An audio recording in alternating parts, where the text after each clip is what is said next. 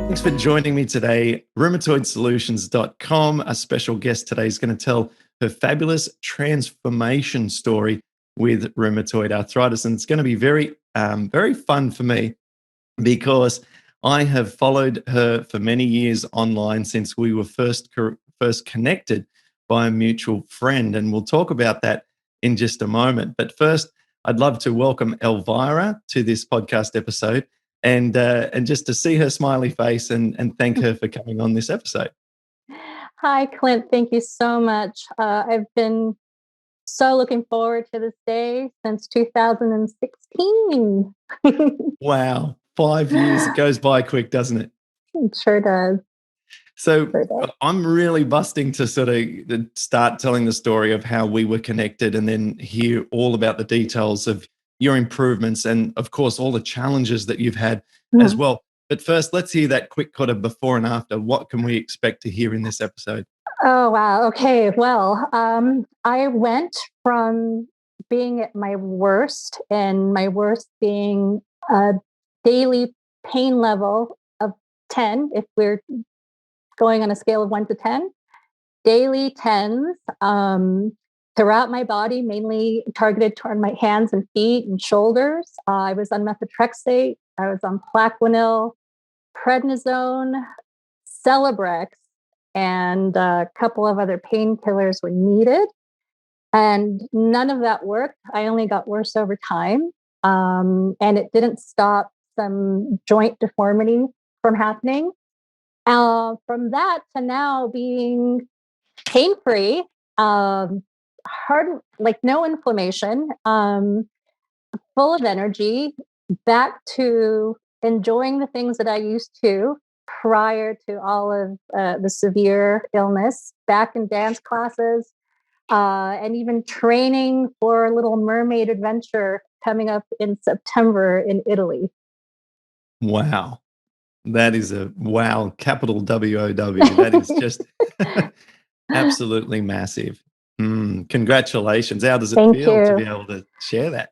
It feels just amazing to have my life back, Clint. And I am so grateful that I came across your program. That was an inspiring story, actually.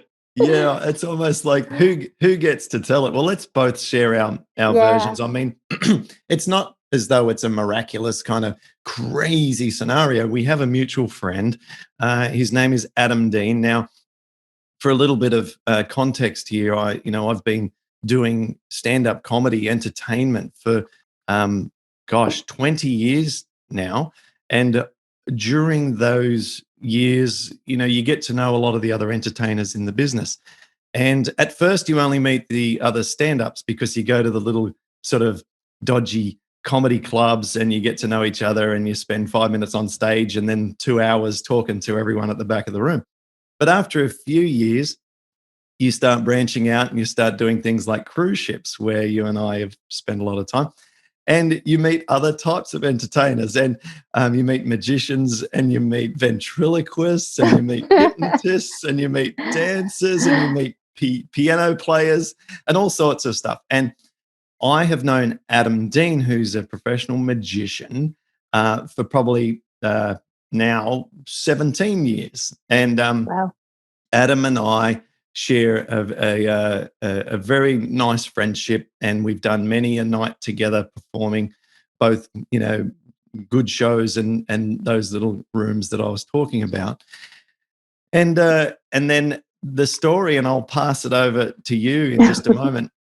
He then started doing cruise ships almost exclusively. So he was out on the ships, gosh, I want to say something like doing 30 ships a year. I mean, he was living on the sea. And then this is pre-COVID, of course, where, you guys met back, 5 years ago? Or this story takes place 5 years ago. And then he was out on one of those cruise ships, and I received a phone call from him in a sort of an urgent kind of tone in his voice. And he's like, Clint, I need to talk to you. So why don't I pass over to you to say how this then went from there?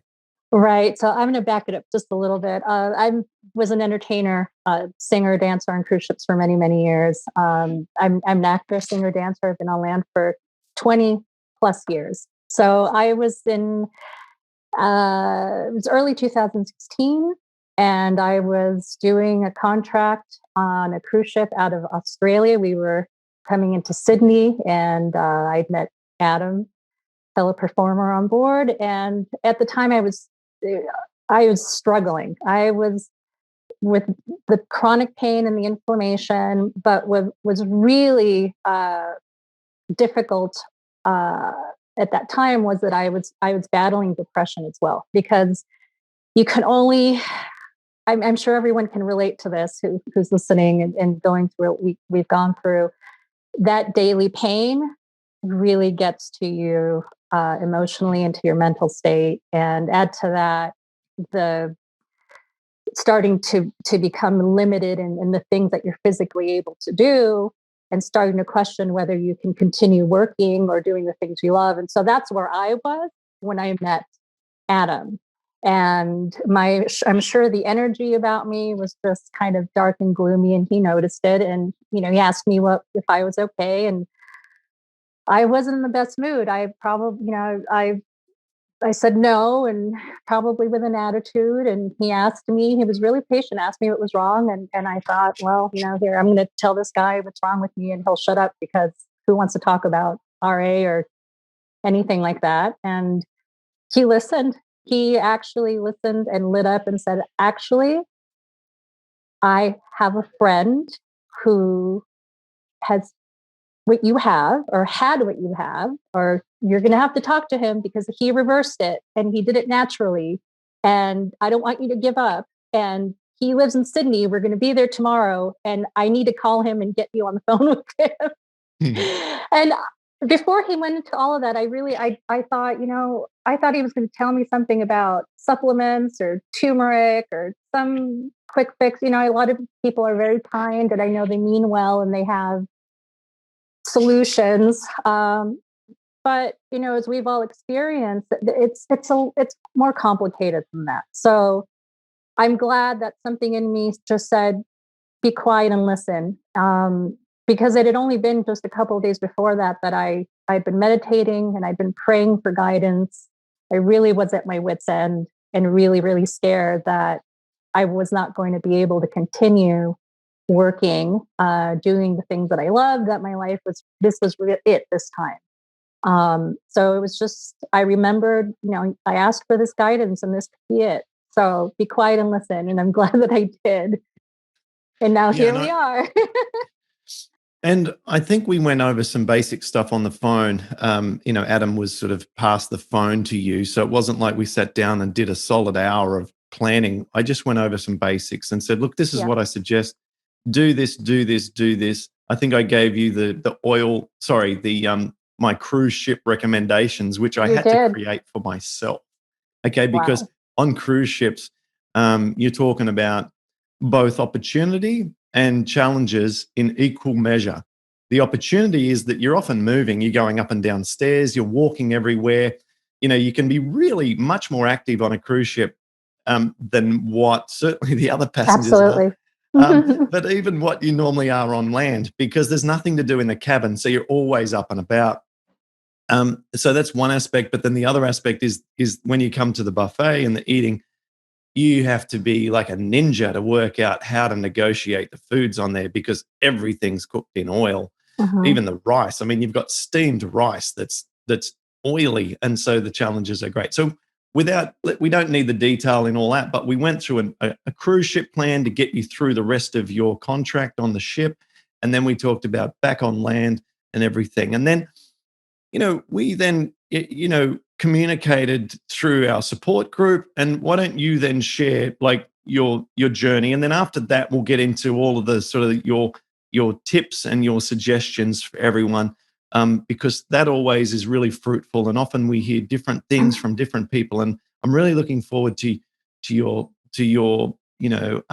unique recommendations for people as well. So let's go through those in order. Sure. Well, I actually was really lucky. I only had a couple of weeks left on that contract. So I immediately implemented all of your advice and really stuck to it. Lucky for me, my job required a lot of movement, so there was exercise every day. It was painful, but I had that going for me. As soon as I got home, I immediately made an appointment with my rheumatologist, and I had to wait about a month, but I continued on the plan. I got home, I downloaded your book, I signed up immediately for the support forum, which was absolutely wonderful. And I'll get to that in a moment.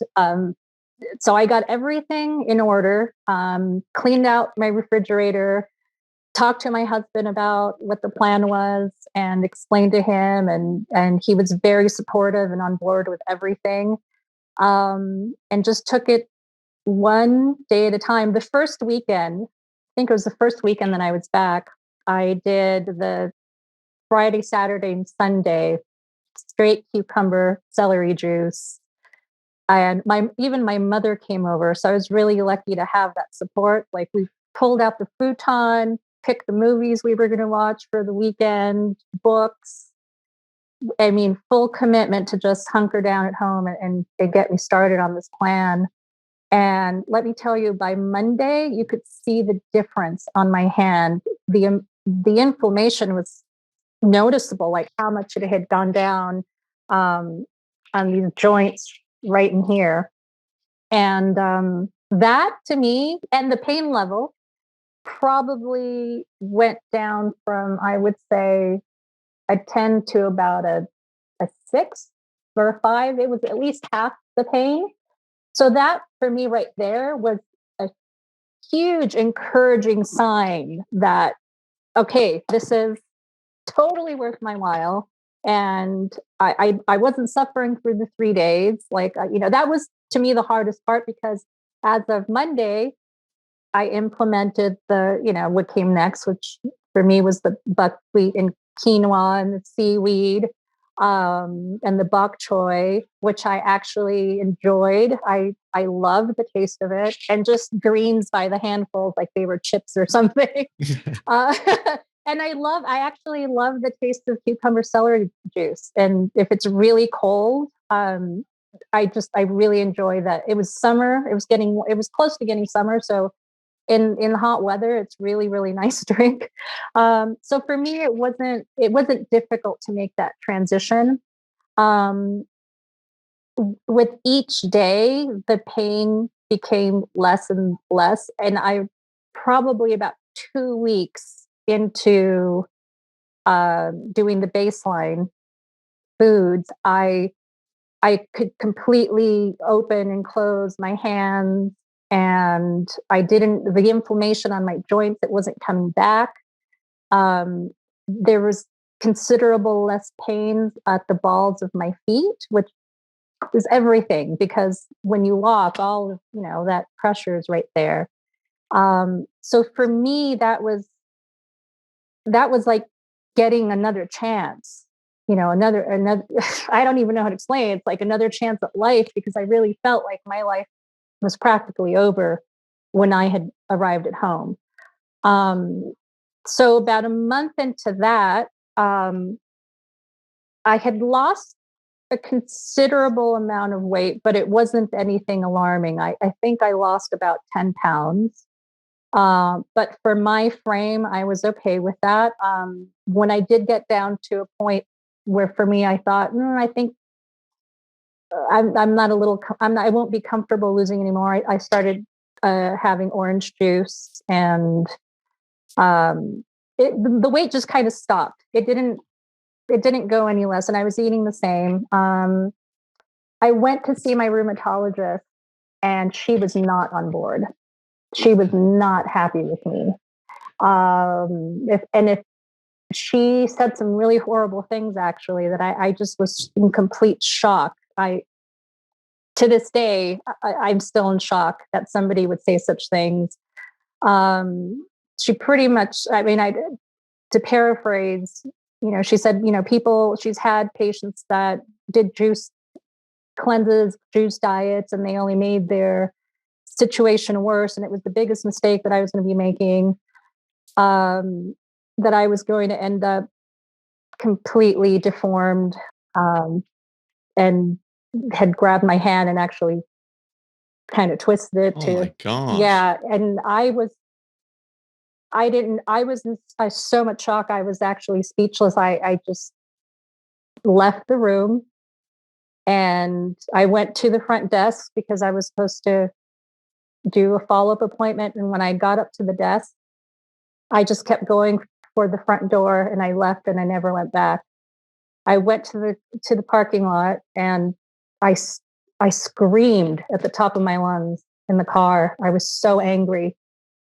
Um, she did say to me, she said, I feel like I failed you, and all I kept thinking was, I think the medical system failed you because you you don't get it.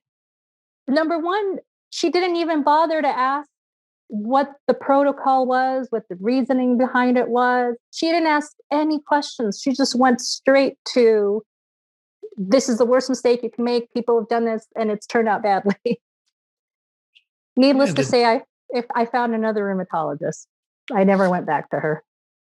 yeah. I mean, there's just fundamental flaws with making assumptions, and Absolutely. she's just made an assumption. And That not only that, she wanted me to go on yeah, uh, biologics, and I said, but I'm feeling better.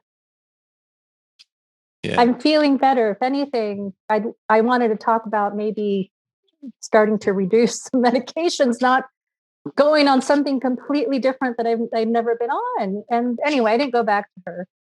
It took me a good. while to find a new rheumatologist, but I have found one who I've been with for over 4 years, and he's always been very, very supportive.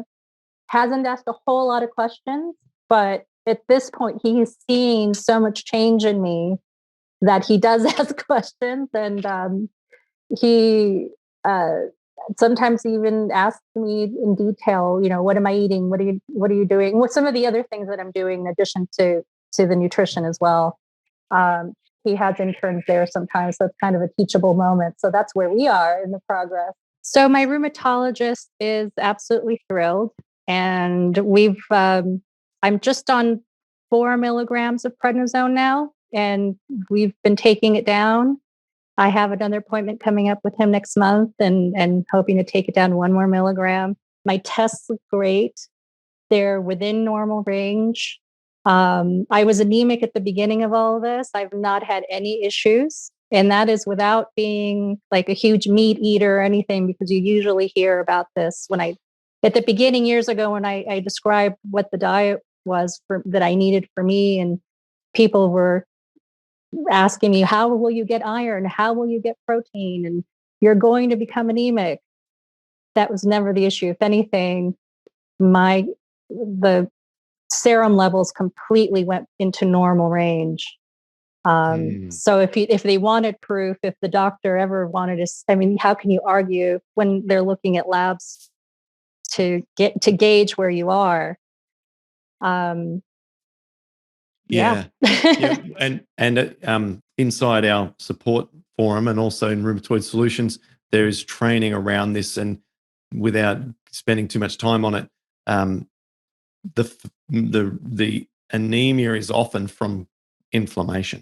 So, as Yes, my rheumatologist said, it can be anemia of chronic disease. So, you got to treat the absolutely. inflammation first, and then the anemia actually resolves itself. And it's really interesting how the body does that, but that's for another discussion. Right. It's Um, all the digestive system and mhm. how stress impacts it. And um, I actually hit a few walls along the way. I think it took me about 2 years before I really could say I have consistency with inflammation levels being gone and being out of that pain.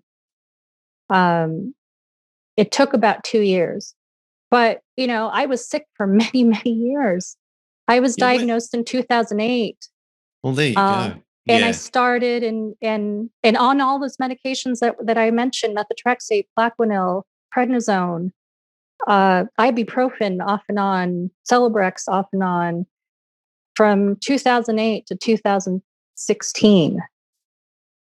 And in 2018, I was, 2017, I went off of methotrexate.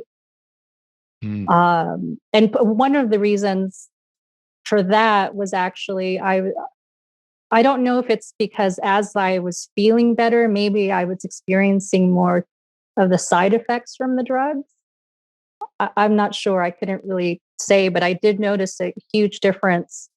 Um, and when I was taken off of methotrexate, I felt so much better. And my energy was just jumped up to the next level. And I didn't go backwards because I had that new discipline of taking care of myself, being mindful about what I was eating, um, and exercise as well. Absolutely. I had the same experience. I feel like this is a bit of a broken record. I've said this several times, but it's the old, I came off it. I didn't feel any different whatsoever, except more energy. Wow. But this comes with a massive disclaimer that I, like you, had been going as hard as I could on my gut health for several years prior, and that my results may be very different to other people's experience, even tapering a little bit of methotrexate. Yeah, So, we all have these very different personal journeys. So, yeah. absolutely. And just Yeah. in this instance, though, yours and mine were identical with that. Well, when I went off of that medication, then I slowly started tapering off some of the other ones, and I was doing well. So it was very obvious. It's very obvious when you're doing well, and then the next day something's flaring up and you're freaking out because you're thinking, "Oh my God, here we go again. I'm going to revert to." You don't know. It's that fear, um, and so of course, after being in practice, living this way for a couple of years, the first thing you do is like, what did I eat? What did I do? Like you start kind of backtracking. Um, and when I first started, I used to journal, I used to log everything down. So now I don't. Now I just have to kind of think back. What was in that food? What did I do? And at the time, it was hard because it took me a while to realize it wasn't the food necessarily. Um, there were other triggers. And for me, and like you said, every body is different and everybody reacts differently. For me, my body does not react well to stress. And there were a lot of stressors in my life. There are a lot of triggers for me. There were a lot of things going on during these particular times when I started making that connection. To me, my reaction is the equivalent of eating a whole block of cheese. It's bad. It's instant and it's bad. So I had to no choice when you were feeling horrible and when you're starting to have those physical symptoms. um, I started journaling and trying to figure out what it was, what the stressors were, and I started figuring that out for myself and started to remove the stressors in my life and realized that I saw it this way. You nourish your body in many, many different ways. Nourishment is not just the food you put in your mouth. Nourishment is what what you're exposing your mind to, your heart to, your spirit to. Um, and these areas in my life were being exposed by a lot of different negative things that were really having a serious impact on my health in a similar way that having high fatty foods or alcohol or too much meat or cheese would. It was creating the same kind of rheumatoid arthritis reaction in my body. It was so obvious to me that it wasn't even a question. And so, as hard as it was, I had to make some really hard decisions in my life as far as the environment I was in. I moved. We moved. We it was hard, but we moved locations. I'm in a location now that is much more calm. I get lots of exercise around me. I'm near the mountains as well. But all that just crazy city energy wasn't working for me anymore. Relationships as well, the type of work I was doing, all of these things I really, really had to have a deep self reflection about. And then the other thing I realized that was a even to this day, if I don't get enough sleep, it really is tempting that sleeping bear. I can get away with I have to sleep at least 7 or 8 hours. I could get away with 6 hours, maybe one day, but definitely not 2 or 3 days in a row. If I do that, I start to feel a little of the tingling in my fingers or my wrist. So these are the things that I call non-negotiables. I will not sleeping is an absolute must, 7 to 8 hours every night. Um, Rest is, allowing my body to calm itself and heal is very important. Um, in addition to watching what I eat, in addition to minding my stress levels, um, and the self care is really important. You have to uh, make time to do the things that bring stress levels down, whether that's meditation. I love meditating, so that's a thing that I do. I love guided meditations I find online on YouTube, or I've even created some of my own. And they could be 5 minutes, it could be 10, 20, 30 minutes, whatever you need. um, Reading music for me, I'm a musician. Music for me is extremely calming in another way, a form of self-care. uh, which I kind of call, it's kind of like clinical level self-care. It's like little prescriptions to kind of bring that stress level down.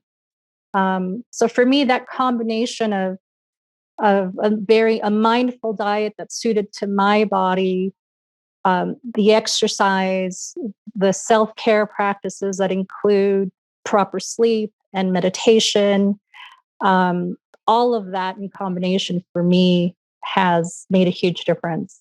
Oh, in addition to not watching as much TV and not being on Facebook as much, because again, for me, those things were triggering. There, for a few years back, it's been very, very difficult. So, yeah, anything to bring down the stress levels and not have to reach for pills or things that are only going to mess up your digestive system and compromise your gut. And then you find yourself in a situation again where you're an inflammatory, you know, situation all over again. Yeah.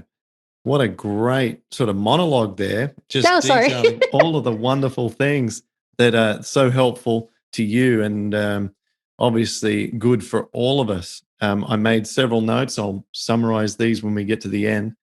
Um, and yeah, that was just wonderful. You can see how sort of in touch you are with your stimuli of the environment around you. Um, Mhm. I'm not sure um, which sort of aspect to sort of ask you more questions about. So I'll throw this question instead. Which, of all the stressors which caused you such inflammation, which do you feel was most important to change, or which one has the biggest Oh, it's a impact? wonderful question. Yeah. That's a really important question, actually. That was, I think, the key in for me in breaking through that wall, that barrier that I had run up against, because I was doing really, really well. And around 2018, I hit this massive wall I just couldn't get past, and I couldn't figure out what it was, until one day I figured out, it was certain people that I was around. It was certain environment that I was around. And what I realized is that I thought that as an adult, I had made peace with these this specific or particular relationships and in this environment, but it really turned out that I had not.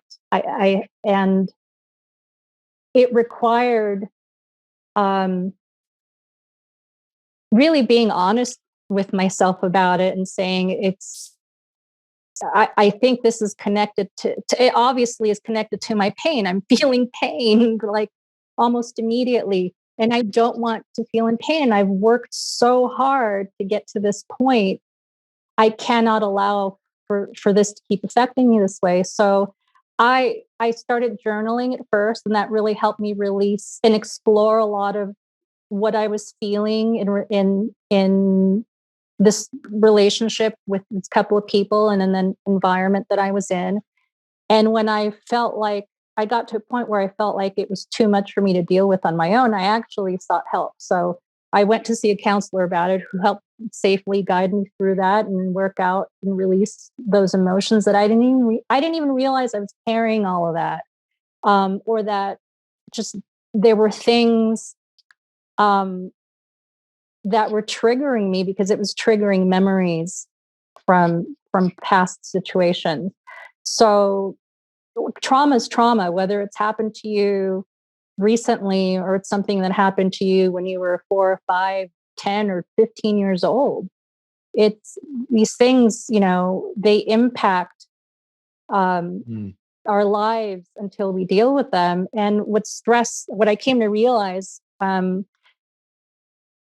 because I had a very physical reaction where I would start having digestive issues. I would either would have like heartburn. I couldn't really swallow properly. I was having a very physical reaction, or I wasn't hungry. And it wasn't until it was pointed out that that was very like a reaction that someone has when they're like in a panic, like fight or flight, high chronic stress situation.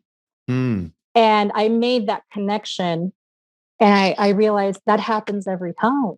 And if that's happening every time, the food's getting stuck. Of course it is. I'm not producing uh, the enzymes and the acids to properly break things down. Because I was having reflux as well. So I was low acidity. That was a sign of low acidity. Started making all these connections, going to, well, if that's out of balance, then things aren't digesting properly. And by the time they're getting to my small intestines, they're overworked because it's supposed to be broken down. And now they're doing this job they're not supposed to be doing when they're supposed to be dealing with fats. And now there's extra mucus, and it's all, leading to like leaky gut. It's all like not breaking down properly and backing up and oxidizing. And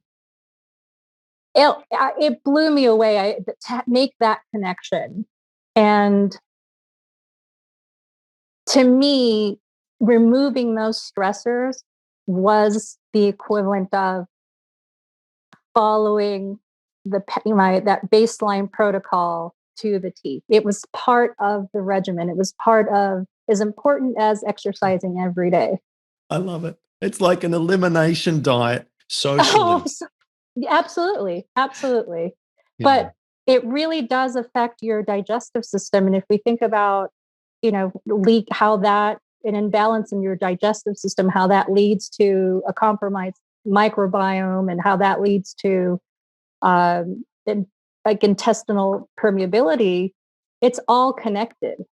And if you're under chronic states of stress, it didn't even matter, Clint. At the time I was eating perfectly. I was following the protocol and I was still reacting because it didn't matter how perfect or clean that food was for me if my body was not properly digesting, because I was in a chronic like fight or flight state of chronic stress. Until that was resolved, it didn't matter. It was not going to land right in my stomach and in my gut. And then it's just a domino effect from there. Yeah, so much valuable insights in this part of our chat. So much. So, first of all, there's a couple of studies that I have inside the guide for rheumatologists, which is more just basically a guide for all of us, but I just happen to have given it that name, and that's how I remember it. If people want to grab that, it's free over at pattersonprogram.com/guide, GUIDE. Now, from that, there are a couple of studies that I recall off the top of my head. One is that folks with rheumatoid arthritis are more susceptible to interpersonal stress. So, whether that was um, diagnosed of them or whether that was a self-assessment survey study, I cannot recall. But I know that the results and the conclusion of the study was that people with rheumatoid arthritis tend to be more sensitive to interpersonal conflicts and interpersonal relationships.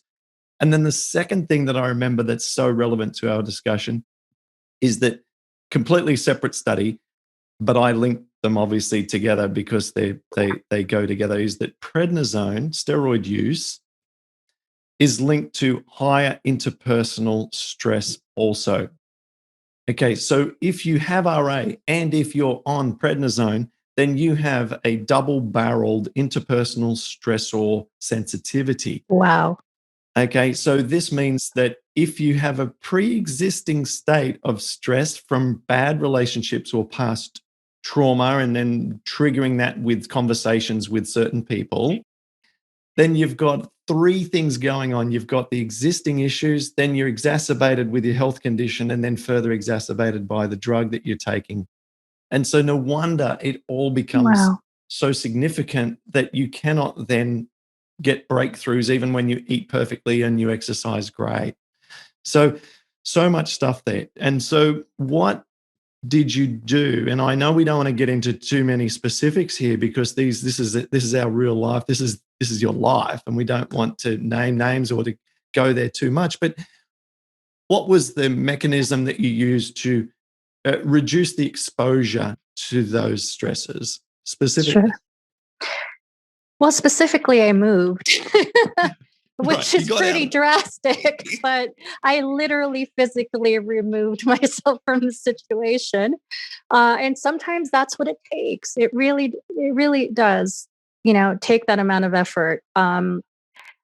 What is within your power to control, you should make every effort. You deserve that. You have the right to make those changes for yourself. Because sometimes our health completely depends on it. So I removed myself. I also, it was a relationship where I've been just giving of myself in so many ways for so many years. And I realized not only was I not getting back that equal amount of care and attention, but I wasn't giving that to myself. I had a pattern of being that caregiver that I developed since childhood. So I like I said, it took a lot of self-reflection, and it also took some work with a counselor and journaling to get to that point, to make that realization, to accept that of myself, so that I can start making the changes to practice self-care. And self-care in a way where I didn't feel guilty about taking care of myself, which is why, I needed to work with a counselor so that I could work through each of those issues and figure out how I got there. And there were a lot of times I didn't want to go. I didn't want to face these things, but I remember how that, for me, it leads to pain, and it's so not worth it to go backwards. When I've experienced just a little bit of improvement, listen, when you've lived so many years in so much pain and your life literally gets like ripped away from you, and you know what that feeling is, you never want to go back to that. When you have a moment, or even if it's just a day or two or a couple of months of feeling better and feeling that hope again for the first time in a long time, there is no way you want to go back backwards to living that life of being in chronic pain every day and being scared for your life and worried all the time. It just doesn't make any sense. So every time I felt like I don't want to go to the counselor, I don't want to deal with this, I just remembered, do I want to go back to being in pain every day? No, I don't. You know what? I can be uncomfortable sitting in an office talking for an hour. That's better than living, 8 years of pain and taking methotrexate and a bunch of other drugs and not having a life. Amazing. Feeling better is the Absolutely. best motivator, you know? So true. So true. Wow. Thank you. This has just been so insightful. You've just given us so much sort of your, yeah, I guess you've just shared completely openly with us, and you've held nothing back in terms of the real issues. We're not talking here about whether or not you tested broccoli or not. We're getting into, you know, look, I needed to move. These relationships were holding me back, and the ability of you that you have to make the connections and see how those very subtle and non-tangible parts of your life were having very obvious and clear quantitative measurable impact on your Absolutely. health. And it makes me wonder, outside of our community of folks with inflammatory arthritis who don't have the alarm system of the Mm, inflammation in the body, these interpersonal stresses are manifesting in different ways. It could be absolutely. the seed of a different health condition that's not the one that we always talk about, or the breakdown of other organs in the body and so on. But Absolutely. we get that trigger, Yeah. the inflammation. That's our red light alarm system going off. Yeah. There's So always an alarm. I now, after being through so many years of, I forgot, I didn't mention this before. Prior to being diagnosed with RA, I was diagnosed with lupus in 2003. So that has also is completely reversed. I haven't dealt with any symptoms of lupus in many, many years. And living the lifestyle that I do now and being mindful about what I eat, it just helps me in that area too. These are two major autoimmune disorders that have been reversed naturally. I have had guidance from my rheumatologist. I'm so grateful to have his support because that really made the difference as well for me. Knowing that if anything did go wrong, and that was our deal, he would be on standby if anything really ran away from me and I couldn't, there was always like I could go back on hydroxychloroquine because he felt that was the least invasive of the drugs to begin with, right? So I guess I always kind of had that, I don't want to say security blanket, but I guess peace of mind that I felt supported is what I'm trying to say. Is that somebody was allowing me to do what I needed to do naturally. And I knew that if I needed the help, it was there. And speaking of support, that was another reason why I had to move away from those relationships. It was they were not supportive relationships. And going through this journey, it's so important to have that support. My husband's been very supportive. He doesn't eat the way that I do, but he really does try. Um, but he doesn't question what I'm doing, and he encourages me. I don't have a huge family, so for me, being part of the support forum online was my family, was my adopted rheumatoid family, and that really really helped me. I wasn't much for writing or sharing a whole lot, but I did read a lot. I followed a lot of people, and I've read all the research you share, and I listened to the podcasts have gotten me through so much, Clint. And I want to thank you so much for providing this safe space to learn and to share. And also thank you to everybody else who's shared their stories because um, listen, uh, you never know like what you share. I don't feel completely comfortable. I'm usually an introverted person. but it's also just not about me. I know that there may be something that I might share that it will resonate with somebody else, and it might be the difference between quitting this program or continuing. And they just need that little extra bit of encouragement. And that's what I have found with these podcasts and in your forum. And I'm so grateful for it. Support is very, very important in this journey as well. Well, that's why I set up that support platform now, going back about 7 years ago. And, I go there every day. I log in, I read everyone's comment, I respond to every question. And it's not work, it's just feels like my daily routine, like brushing my teeth. And as you said, there's so many resources in there. Often I just need to put a link and say, hey, go watch, for example, this video on anemia. That's or oh, you want a cortisone injection?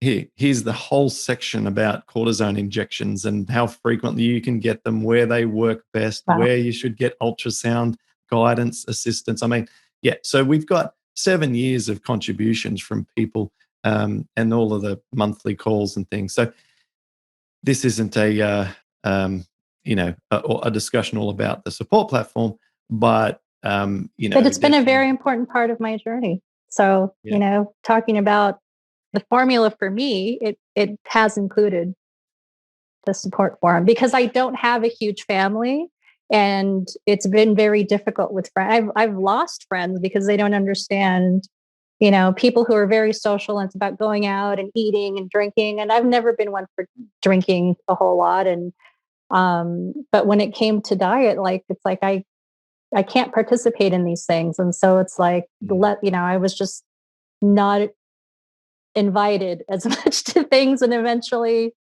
I wasn't invited at all. But that's okay because I have my life back, and that is invaluable, absolutely invaluable. Yeah. I wonder how many podcasts there are where we can have conversations where, like, okay, so I've got my life back. Not like, and I've been, we're looking at just sort of trying to reach a few more people and do some sort of really 101 kind of marketing activities. And someone sent me a form to fill out to assist me with that and said, who are your competitors? And I had to think, who am I? And I'm thinking about it, and I'm just thinking, who else sort of does this? And I guess like there's a whole sort of autoimmune protocol world out there that I pay very little attention to. Um, and yeah, other than that, I'm thinking, gosh, there's not a lot of plans out there and sort of systems out there where we just have a community and we're trying to all help each other get well and share free information, and then have some um, you know um, plans to follow to help you get well, and then have guests on and say, yeah, I got well. And I'm pleased to say that it seems to be a nice bubble that we're all in. Yeah. It's a nice club to belong to, that's for sure. Right. Even if the club seems crazy to a lot of other people. Oh, I know. But it's as hard as this journey has been, and I know I'm sure you've heard other people say it before too. And maybe it's mindset. That's the other thing I didn't mention. Mindset is absolutely key. I don't think I would be doing as well if I had fallen into that way of thinking I don't have, or I won't, or of picturing the negative. Like when I meditate, or I usually,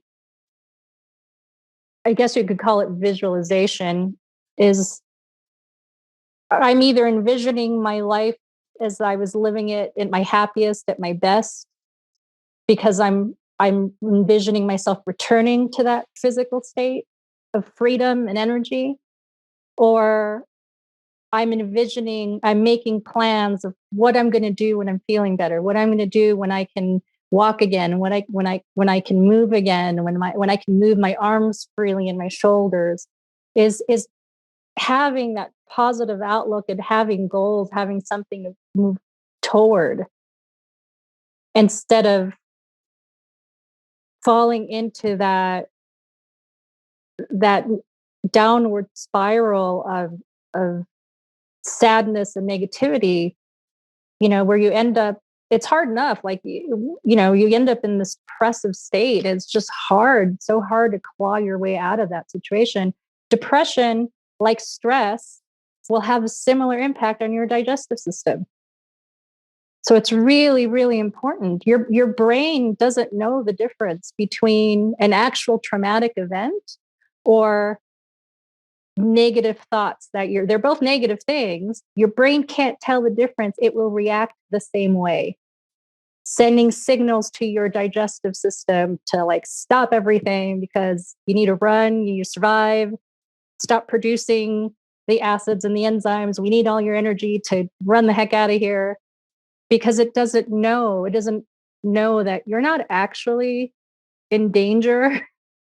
So these are the areas where we have control over how we're impacting or affecting our own bodies, trying to think positively. And if we have trouble with that, like I said, I like using guided meditation. Sometimes when I was really, really stressed and I couldn't get out of that loop, that cycle of negative thought, I started reaching for searching through YouTube's.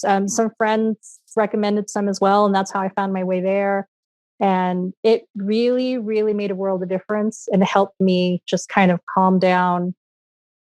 And again, working with a counselor when it was at the beginning, when I just couldn't stop chatter in my head, with that just fearful thoughts and all of that.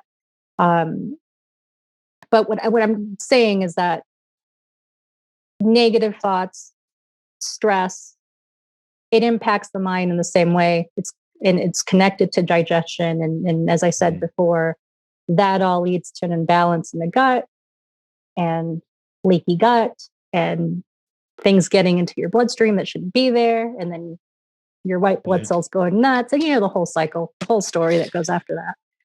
And it's just a good reminder to us about how almost everything seems to affect the microbiome, where it's the engine room of our immune system and how we're going to feel, our mood, our thoughts, everything, where it's all impacted by the, gut bacteria. So we have to do all that we can, just as you have highlighted, to impact the microbiome in positive ways. And so what I've learnt from listening to you today, which has been an absolute pleasure, is that you have had to address all of those things with equal importance to your diet.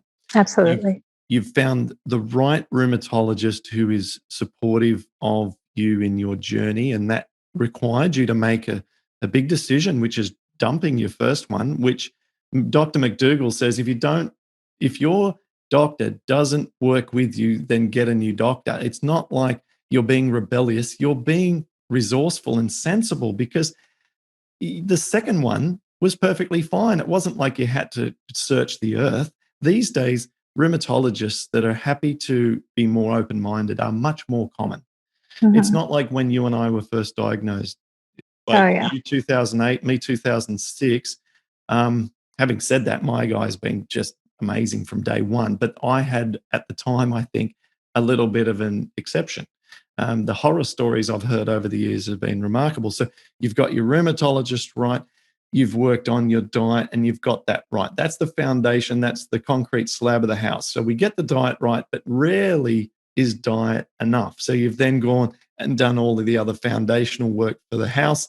You've got your sleep right. You've literally moved house so that you can avoid negative relationships, because proximity exposes you to those sort of absolutely. So you've changed and removed yourself completely, being the biggest intervention you could. And you've put yourself also, we didn't go into this, but you've put yourself more into a lifestyle friendly environment. You've said before we hit record that you're near the mountains, you can go hiking and do wonderful things. And being out of the city. I used to live in the city in a 1-bedroom apartment, and gosh, that's not the place to be if you're trying to heal. Think about No, moving if you currently live absolutely right not. in the center of the city and you're struggling. And then meditating to reduce those stress levels, calming via music. Since you are a musician, that kind of, avoid the pun, resonates with you. And then you've reduced stimuli that are negative, like Facebook and these social platforms and television. And to help all with this emotional side of things, you also got professional help. And I realized recently that professional help, when it comes to emotional and psychology sort of topics, isn't the same level of kind of social criticism or social judgment that it used to have. And I've got family members and friends, and they're like, I went to see someone about this. And I'm like, okay, well, it must have been just me, but like I was sort of a man. I shouldn't go and see someone about this stuff. But I now feel like if I wanted to see someone about some sort of challenges that are in my mind, emotional, that it's totally normal. And I was Right. holding onto a silly stigma. Clint, I think it's a generational thing. I think you and I are about the same age. So I know exactly what you're talking about. Um, yeah, I mean, it's definitely more accepted nowadays. And it's also like culturally, I'm mixed. So part of my culture. It is very accepted. In fact, it's part of therapeutic practices because it's the community is very much a part of the healing practice.